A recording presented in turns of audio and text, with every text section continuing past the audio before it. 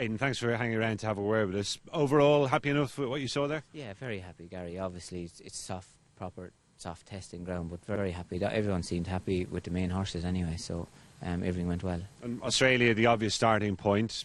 He just went through the motions there, really, didn't he? You're very happy with where he is at the moment? Yeah, no, absolutely, Gary. Listen, he was obviously ready for a day away, and listen, obviously, if the ground had been a bit better, we'd have probably asked him a bit more, but because the ground was very tacky and we didn't want to go anywhere near bottom him, Joseph rode him up in the middle of the bunch and was very happy. Like, he was genuinely very happy with him now, and he just said, he came in, he said, very happy, he said, but don't run him in bad ground, you know. So, listen, Gary, that would be true to the horse. He's a beautiful, moving, fast-actioned horse, you know. So hopefully I won't make the same mistake as I made with Camelot by running him into heavy ground and just take our time and keep him on good ground, but very happy with him. And I know you feel he could be the best potentially flat horse you've ever had. Is it likely to be straight to the Guineas and hopefully the Derby after that? Yeah, I'd imagine so, Gary. Obviously his next run will probably be the Guineas, and that's what we had intended doing with him, so and go from there. But listen, looking forward to him. And War Command was in that same group, Aidan. How's he done over the winter? Are you pleased? Yeah, no, very happy with him also. He worked lovely, but the same thing,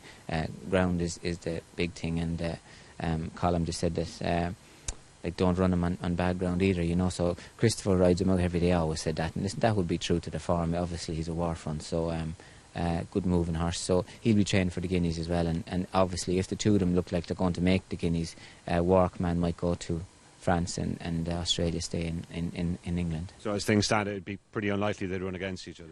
Probably not, Gary. Listen, that's what you'd be thinking, but like, obviously the boys will make that decision and they'll decide, but it probably one of them will like to go to France, and if it was, it would be War Command. And just one other of the 3-year-old colts who caught the eye, Aidan, Orchestra won his maiden well last season. Is he in the mix for a trial maybe? Yeah, he is, yeah. Hopefully we'll start him in a Derby trial. Like, he's a big cruiser, travels very well in his works, and obviously travelled very well in the work today, so listen, he'll start off hopefully in one of the Derby trials, Gary. And Jeffrey Chaucer, the Beresford winner, he seemed to do everything pretty easily as well, did he? Yeah, very happy too. Joseph said would handle an ease, but he thought he didn't want that background either, but went through his work well, and he was very happy with him also, and he'll probably start in something like the Ballysacks or something like that.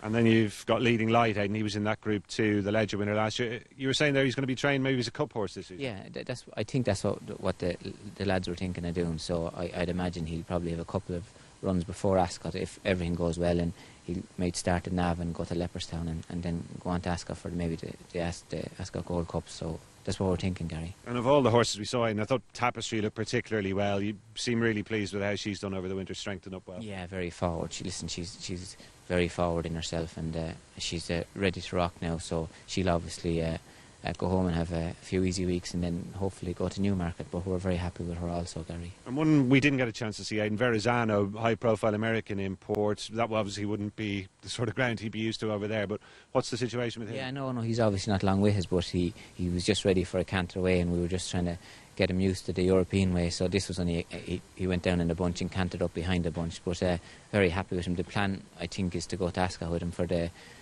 Queen Anne, and then have a trial before if the ground permits, but obviously he's the same, won't be running on anything other than good ground or better, I'd imagine. And another high profile recruit to the team this season, Chiquita.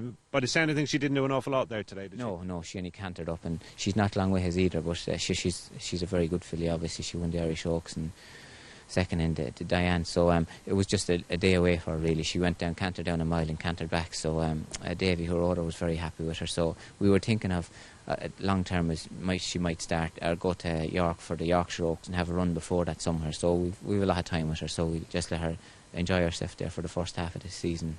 We made an entry for the Tatars Gold Cup, but like, that wouldn't be any an entry. And for all her brilliance, Aidan, she did just give a sign on one or two occasions of quirks last season. Has she been straightforward enough in your dealings with her? Yeah, no, very straightforward, and obviously that's why we took her away early and start early, and we'll slowly build up her and just feel our way with her. But she's been very good at home, but obviously a lot of those very brilliant mares can be that way. She looked a little bit kinky, didn't she? But listen, a lot of ability. And she went up, I think, with Venus de Milo, who actually was the filly she just touched off in the Oaks. She, by the sound of things, might be a bit more forward. Yeah, that's it. She's a big, strong filly, and she's like all those Duke of Marmalade. She's just looks like she's improving a lot from 3 to 4. But I think that's a thing with the Dukes. Like, he was like that himself. He improved a lot from 2 to 3 and 3 to 4. You know, so it looks like the the Dukes are going to do that. And overall, Aidan, the team, are they pretty much where you want them, or maybe slightly behind? Yeah, no, I think they are, Gary. Usually if they're, I don't know whether it's whatever, but usually if they run too well the first month, or that it's not